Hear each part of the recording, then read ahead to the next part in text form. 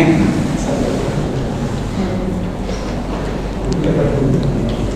kita mulai ikhwah.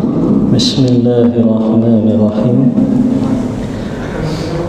Assalamualaikum warahmatullahi wabarakatuh.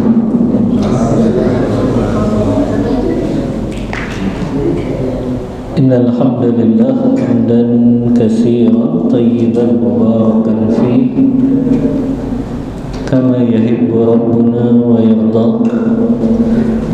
Wa asyhadu an la ilaha illallah wahdahu la syarika lah wa asyhadu anna Muhammadan abduhu wa rasuluh.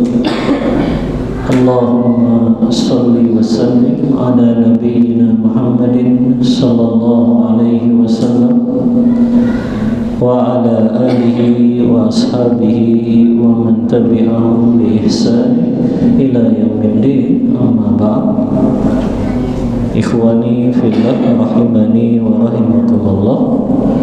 Bapak-bapak yang dirahmati oleh Allah Subhanahu wa taala, alhamdulillah di malam hari ini dengan izin dan pertolongan dari Allah kita bisa berjumpa kembali dalam majelis ilmu yang mulia ini setelah libur bulan Ramadan dan juga libur di bulan Syawal. Banyak yang nanya, kenapa kok liburnya sampai Syawal? Anda selalu sampaikan ikhwah, puasa 6 hari di bulan Syawal itu keistimewaannya luar biasa. Kenapa Anda akhirkan sampai Syawal selesai, supaya antum betul-betul selesai puasa 6 hari di bulan Syawal.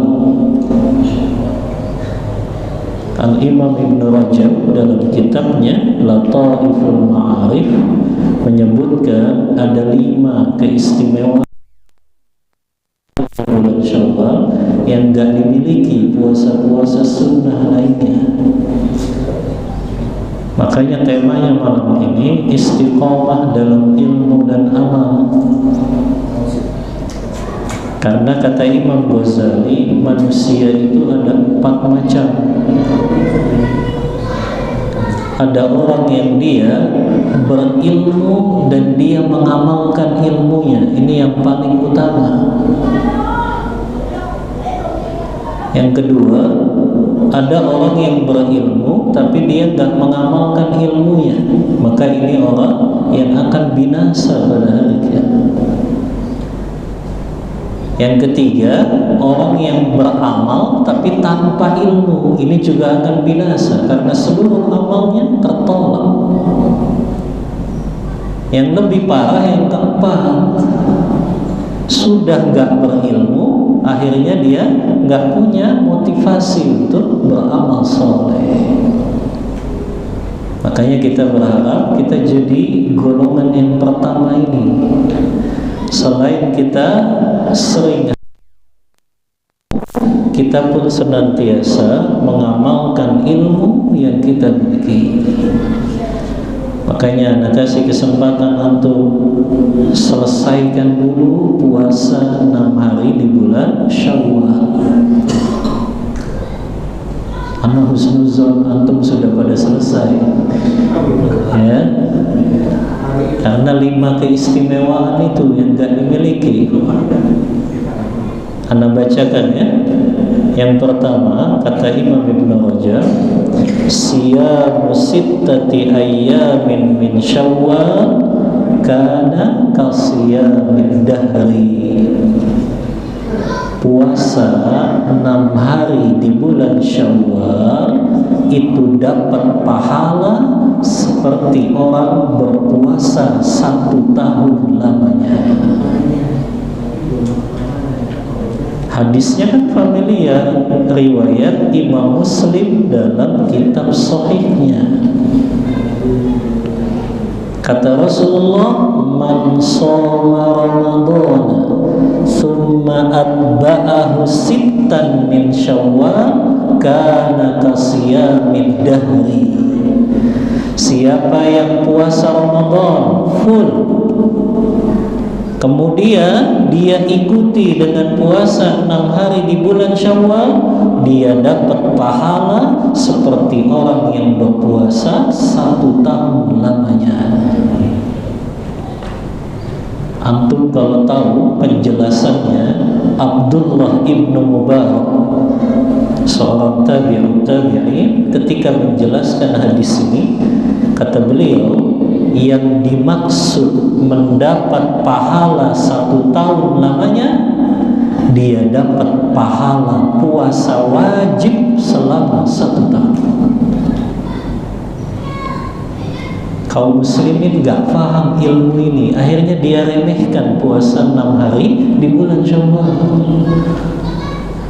Padahal yang dimaksud dapat pahala puasa selama 1 tahun, dia dapat pahala puasa wajib, bukan puasa sunnah.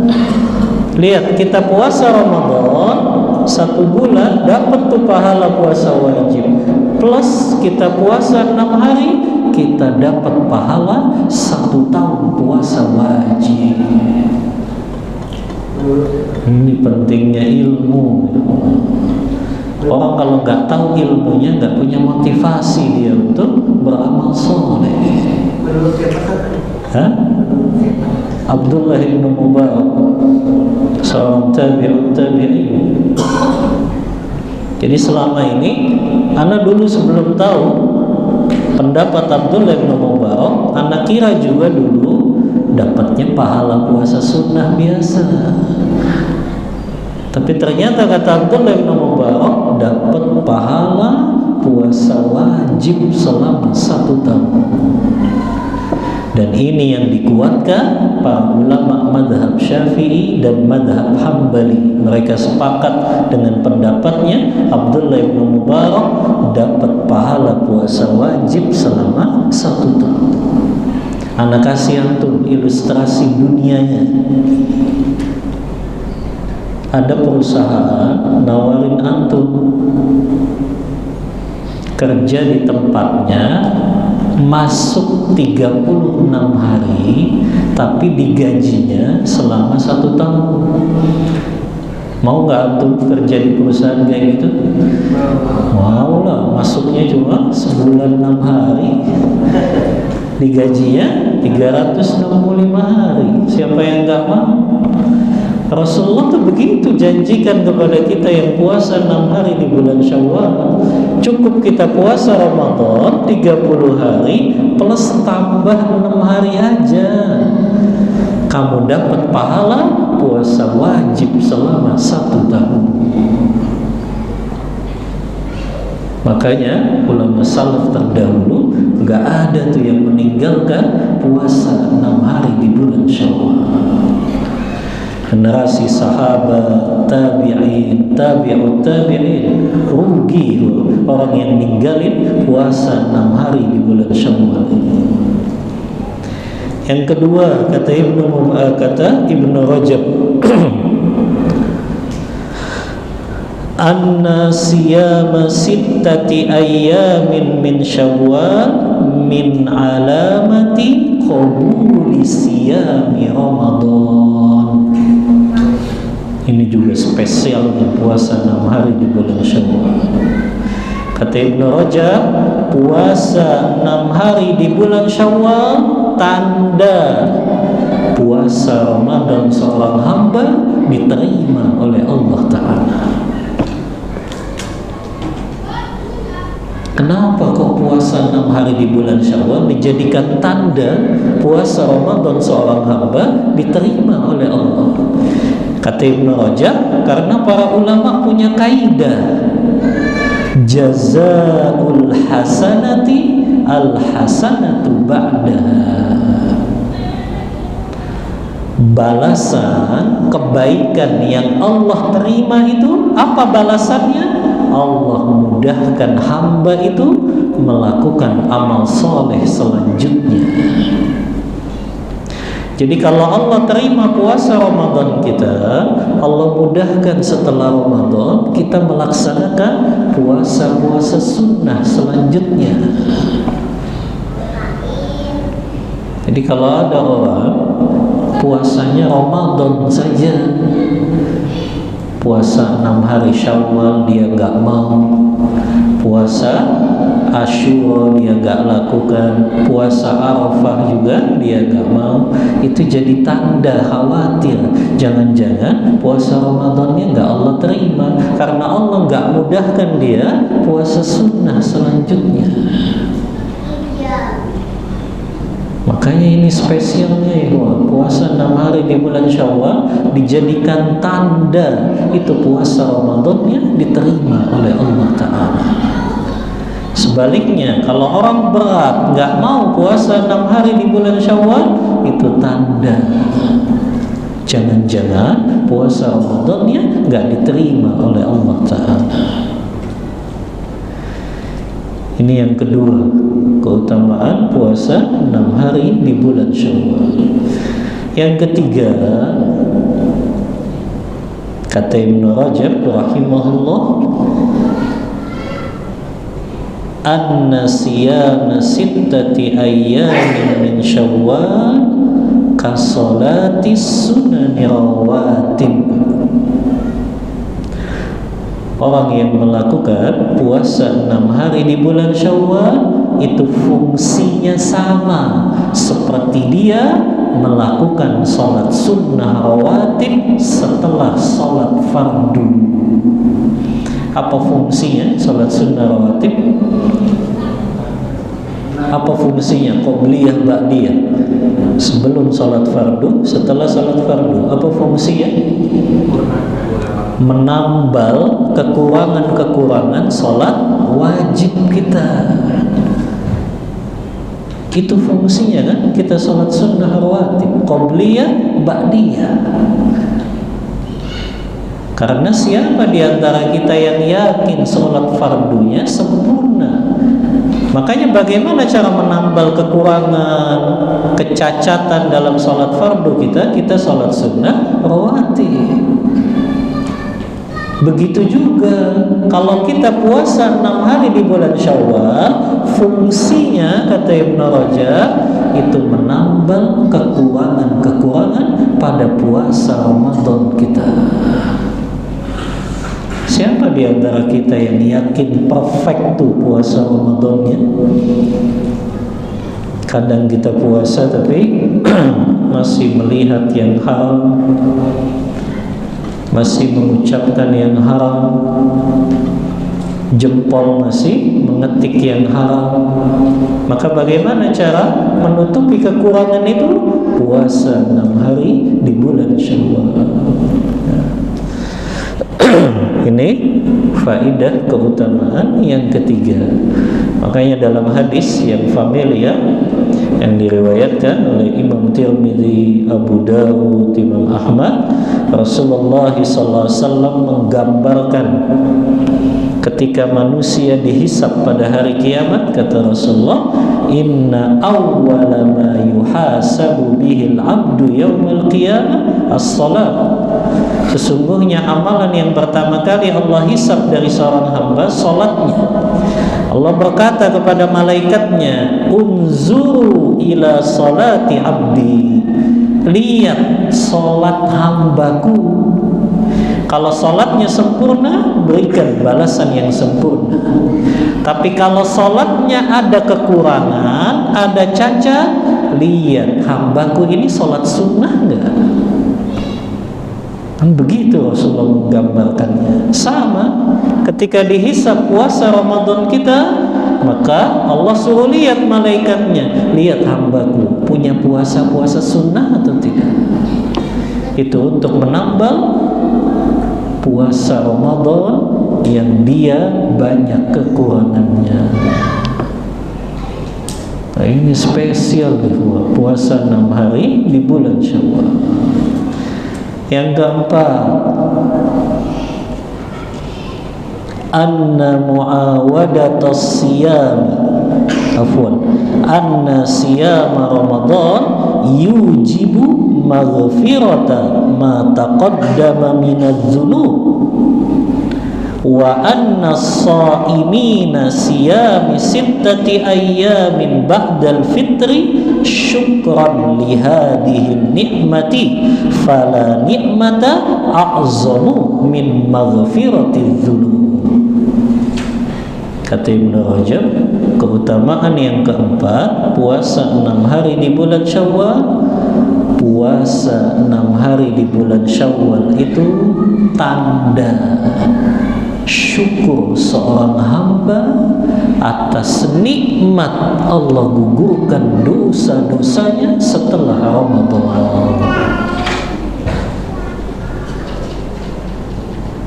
Jadi bentuk syukur kita karena sudah dipertemukan dengan Ramadan, kan kita sering dengar hadis keutamaan berjumpa dengan Ramadan sampai selesai kan? Man shoma Ramadan imanan wa ihtisaban ghufira lahu ma taqaddama min dhanbi. Man qama Ramadan imanan wa ihtisaban ghufira lahu ma taqaddama min dhanbi. Siapa yang puasa Ramadan dengan iman dan mengharap pahala dari Allah, Allah gugurkan dosanya yang telah lalu. Siapa yang sholat malam di bulan Ramadan, dia jaga itu sampai selesai, Allah gugurkan dosa-dosanya yang telah lalu.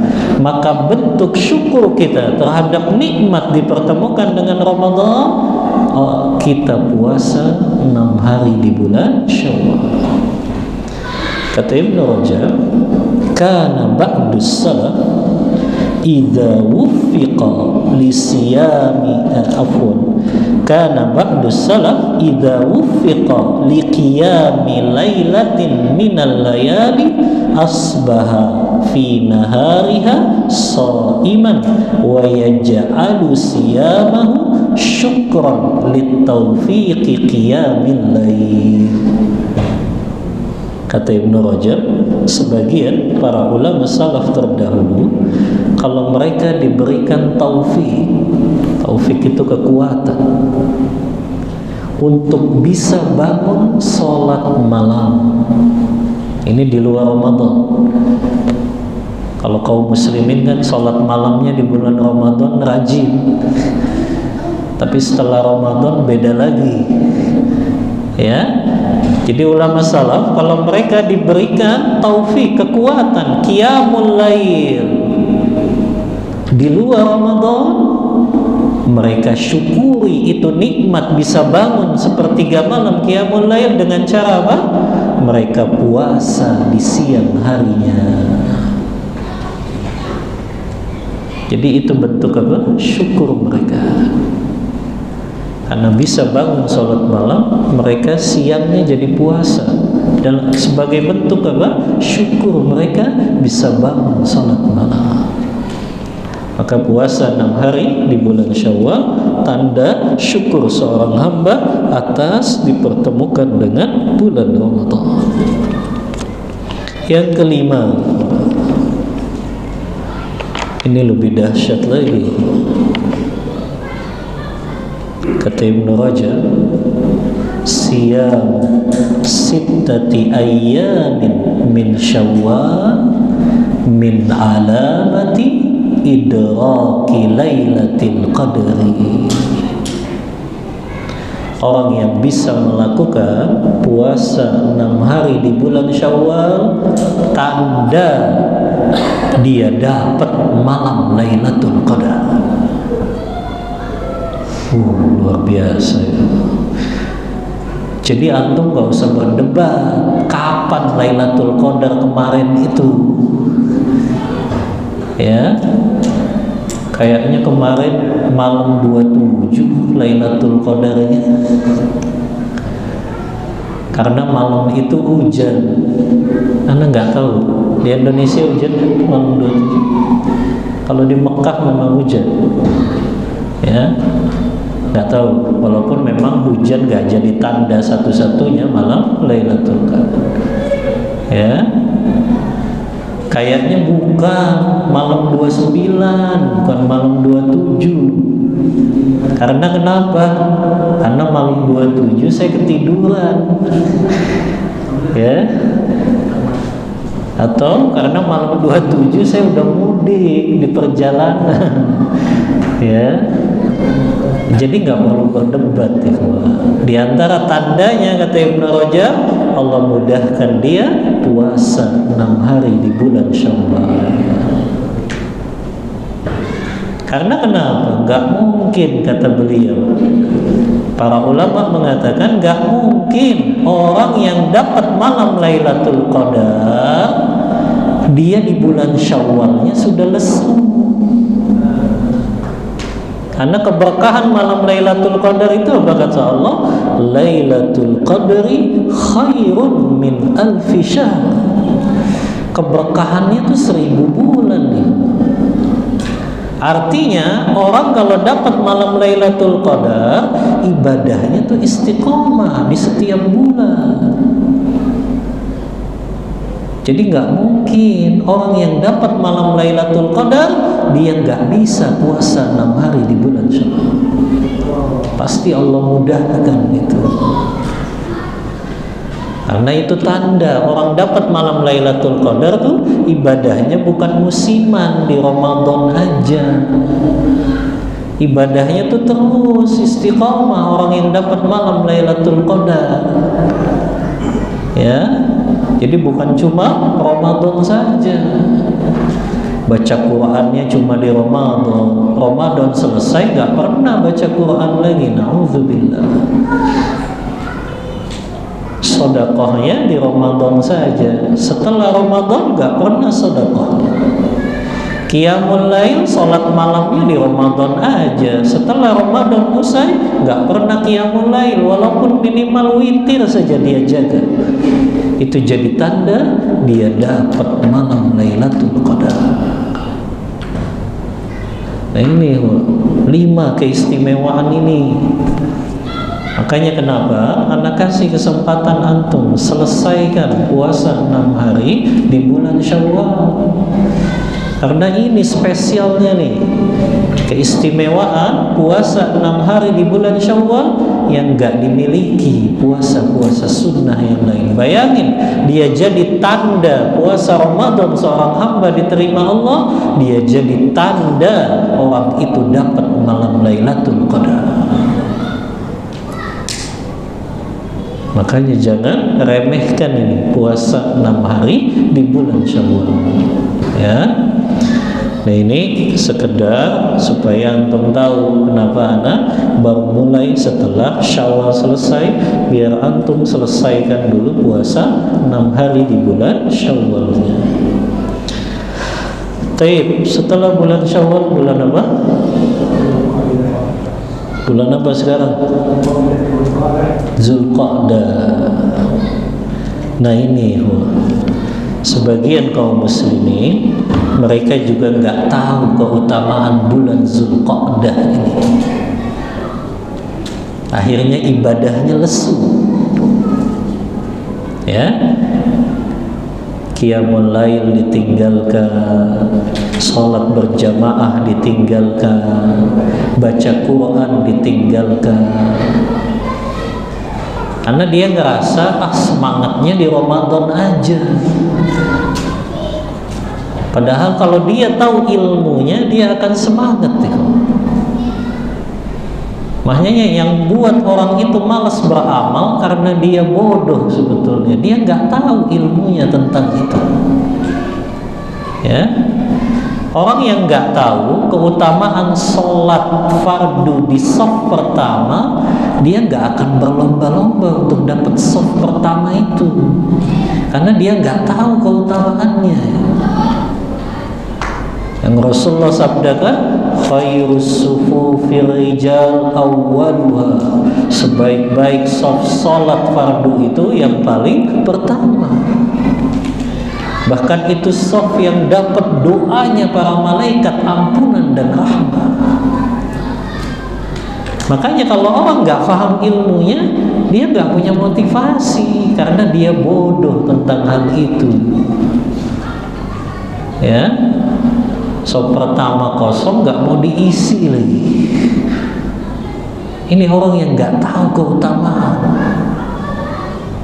Dulu para sahabat mereka berebutan untuk dapat shaf pertama ketika sholat, karena mereka tahu keutamaan itu. Nah begitu juga ketika orang nggak tahu nih keutamaan bulan Dzulqa'dah ini, akhirnya dia bermalas-malasan sudah. Makanya Anda ingin bahas ya tentang apa saja itu keutamaan bulan Dzulqa'dah ini, mumpung kita masih di awal ini dari bulan Dzulqa'dah, supaya kita istiqamah dengan ilmu dan amal ini.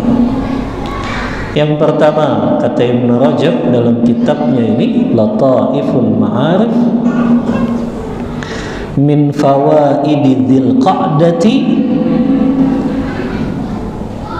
huwa min ashhuril hurmi. Keutamaan bulan Dzulqa'dah yang pertama, bulan Dzulqa'dah salah satu dari bulan-bulan haram. Bulan Dzulqa'dah salah satu dari bulan-bulan haram. Apa keistimewaannya bulan haram? Allah yang langsung sebutkan dalam Al-Quran, surah At-Taubah ayat 36.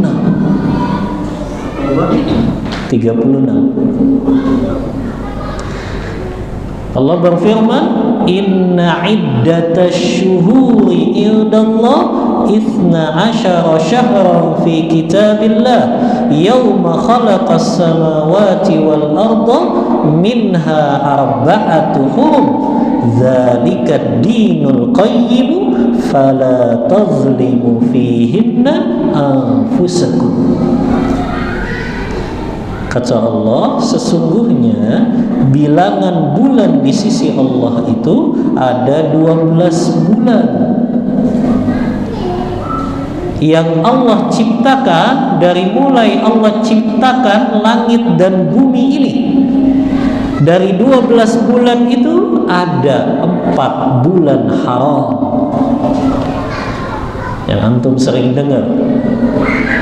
Abdullah bin Abbas, Abdullah bin Umar, Abdullah bin Mas'ud menafsirkan yang dimaksud 4 bulan haram di situ adalah salasa mutawaliyah, 3 bulannya berurutan dan 1 bulannya terpisah, yaitu Dzulqa'dah, Dzulhijjah, Muharram, satu lagi Rajab.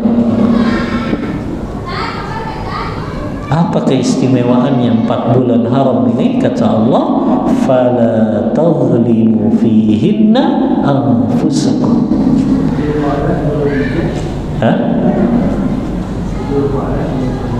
Dzulqa'dah, Dzulhijjah, Muharram, Rajab. Nah, di mana letak keutamaannya? Kalimat ini yang ditafsirkan oleh Ibnu Katsir dalam tafsir beliau, Tafsirul Qur'anil Azim, fala tazlimu fihinna anfusakum. Jangan kalian zolimi diri-diri kalian, khususnya di bulan haram ini, di 4 bulan ini. Maknanya jangan kalian buat dosa dan maksiat deh. Karena kenapa? Karena dilipat gandakan dosanya.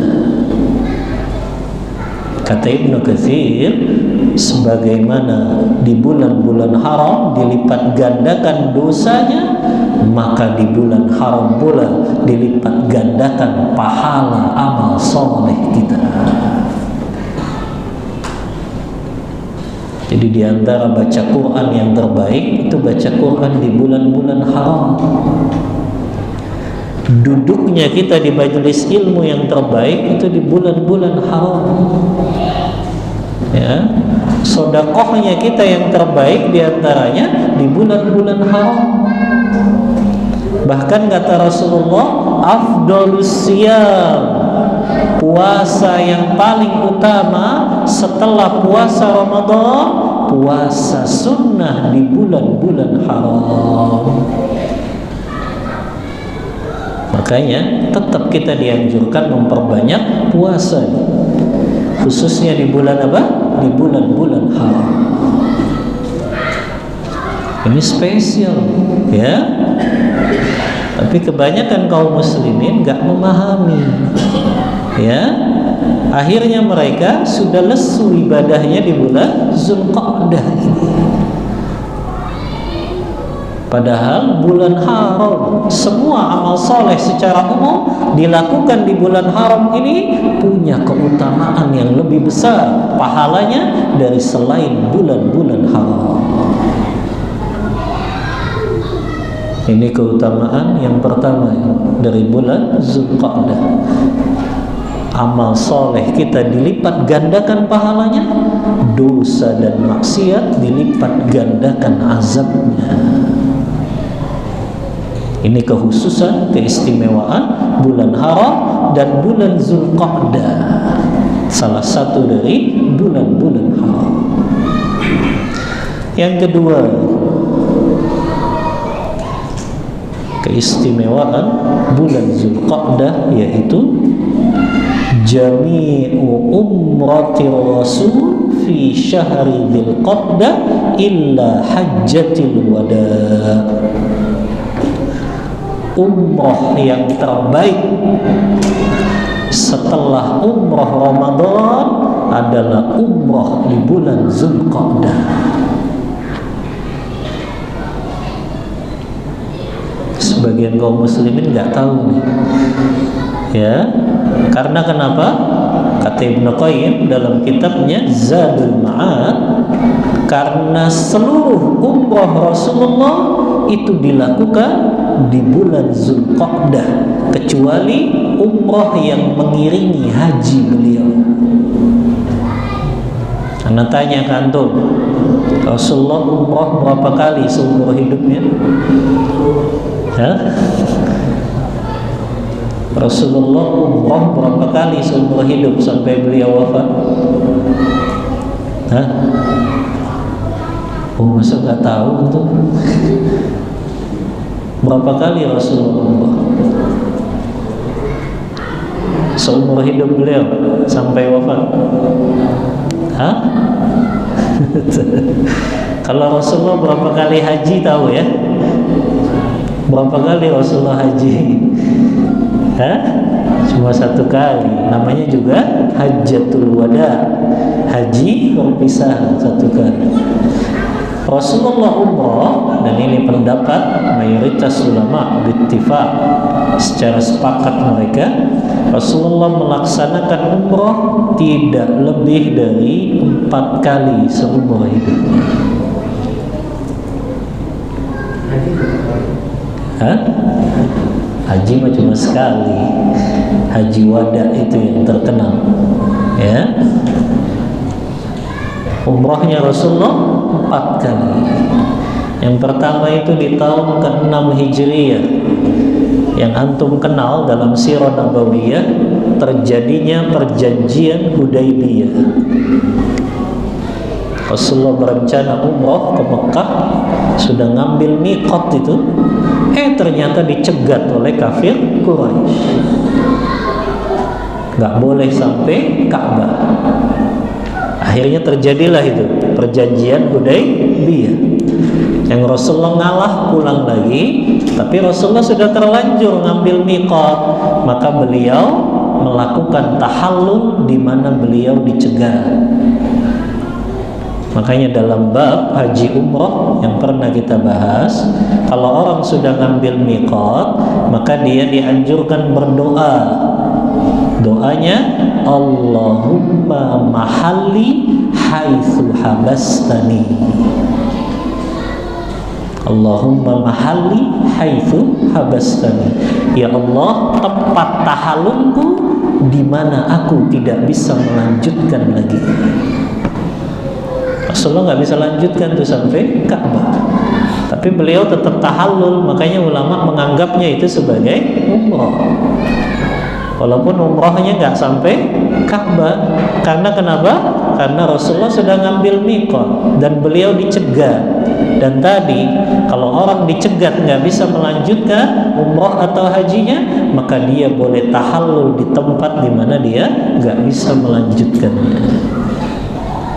ya, seperti wanita haid yang di Indonesia masih suci, sampai sana nggak taunya haid, padahal sudah ngambil mikot di pesawatnya, di alamnya. Yang seperti ini ya sudah, dia berarti tinggal tahallul di tempat di mana dia tidak bisa melanjutkan. Nah, ini umrah pertama nih, di Hudaybiyah. Umrah kedua, di Hudaybiyah itu terjadi di bulan Zulqa'dah. Umrah kedua itu tahun ke-7-nya. Tahun ke-7 berarti 1 tahun setelahnya, yang ulama menyebutnya umrah qadha. Umrah dalam rangka mengqadha sebelumnya yang Rasulullah nggak jadi sampai Ka'bah. Itu sama di bulan Zulqa'dah juga. Yang pertama bulan Zulqa'dah, iya. Yang ketiga tahun ke-8 Hijriyah, pulang dari perang Hunain. Rasulullah setelah membagikan harta ghanimah, beliau juga melaksanakan umrah sama di bulan Zulqa'dah. Tahun ke-8 Hijriyah, berurutan 6, 7, 8. Kecuali umrah yang mengiringi haji beliau. Tahun ke-10 beliau haji wada, 1 tahun sebelum wafat. Haji wada ya bulan Zulhijjah, itu saja tuh. Rasulullah melaksanakan umrahnya di bulan Zulhijjah, ya, karena beliau berbarengan dengan haji wadanya. Makanya kata Ibnu Qayyim, umrah yang dianjurkan setelah Ramadan, umrah di bulan Zulqa'dah.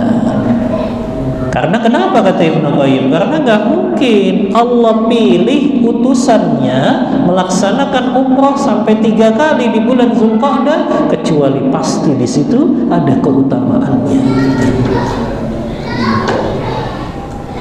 Tapi sayangnya kita nggak bisa umrah di bulan Zulqa'dah kecuali yang haji, karena sudah ditutup visanya. Visa itu sudah ditutup, nggak bisa mengajukan visa umrah kalau sudah bulan Zulqa'dah. Maksimal itu kan kemarin pertengahan Syawal sudah ditutup. Karena kenapa? Karena banyak kejadian tahun-tahun sebelumnya mereka haji tapi visanya umrah, dan itu zalim. Mereka pakai haji yang tidak resmi, karena kan haji sudah ditetapkan kuotanya. Jadi orang yang pakai haji tidak resmi itu zalim. Walaupun mungkin hajinya sah, tapi dia berdosa. Dia ngambil hak orang yang sudah dibatasi kuota untuk wukuf di Arafah ya sekian. Gara-gara haji ilegal numpuk tuh di Arafah, ya, makanya jatuhnya zalim dia. Ya, makanya Anda sampaikan kan tuh, kalau haji pilih visa yang resmi, ya. Dan visa yang resmi ya visa haji reguler, cuma ngantrinya 30 tahun. Visa haji plus, ya, haji plus agak mending lah, paling 7-8 tahun sekarang, 5 sampai 7-8 tahun. Kalau antum mau langsung berangkat pakai furoda, ya, 250 juta lah, murah apa mahal? Tuh antum giliran untuk haji mahal. Beli mobil 250 juta murah-murah aja, ya, giliran buat haji mahal, ya, padahal Allah bakal ganti, Ya, Ana sering sampaikan tuh hadis riwayat Tirmidzi itu, tabi'u bainal haji wal umrah fa innahuma yafniyanil faqra wal dzunub. Iringi haji kalian dengan umrah, karena keduanya menghapuskan dosa dan kefakiran. Rasulullah itu yang janjikan, iringi haji kalian dengan umrah, Allah hilangkan dosa dan kefakiran kalian. Kalau ana belum pernah menyaksikan orang pulang haji atau umrah jadi miskin. Kalau ana pribadi ya, ana belum pernah tuh menyaksikan itu. Gak tahu kalau antum.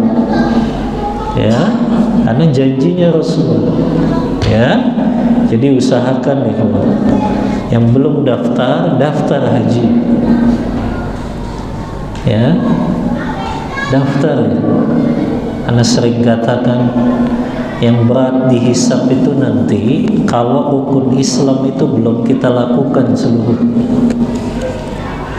Ya, antum sudah punya mobil, sudah punya koleksi antam lagi, sudah punya ya barang-barang mewah lagi, belum haji, dihisap antum. Ya, haji itu rukun Islam, prioritas. Ya, jangan sampai antum sudah jalan-jalan ke Eropa, ke Amerika, haji belum, ya Allah. Ya, dihisap itu pada hari kiamat nanti. Ya, ini prioritas rukun Islam. Ya, kita nggak ditanya pada hari kiamat punya mobil atau enggak, tapi yang kita ditanya sudah haji atau belum. Itu yang Allah akan tanya pada hari kiamat nanti. Ya, ini motivasi saja awal kajian kita. Mudah-mudahan di bulan Zulqa'dah ini Allah berikan kita taufik untuk terus beramal saleh sampai datangnya kematian kepada kita semua. Amin, Allahumma amin. Baik, kajian anda cukupkan ya sampai Isya saja. Wallahu ta'ala a'lam bissawab. Mohon maaf bila ada kata-kata yang kurang berkenan. Wassallallahu ala nabiyyina Muhammadin wa ala alihi wa sahbihi wasallam. Kita tutup kajian kita membaca doa kafaratul majlis. Subhanakallahumma wa bihamdika asyhadu an la ilaha illa anta astaghfiruka wa atubu ilaik. Walhamdulillahi rabbil alamin. Wassalamu alaikum warahmatullahi wabarakatuh.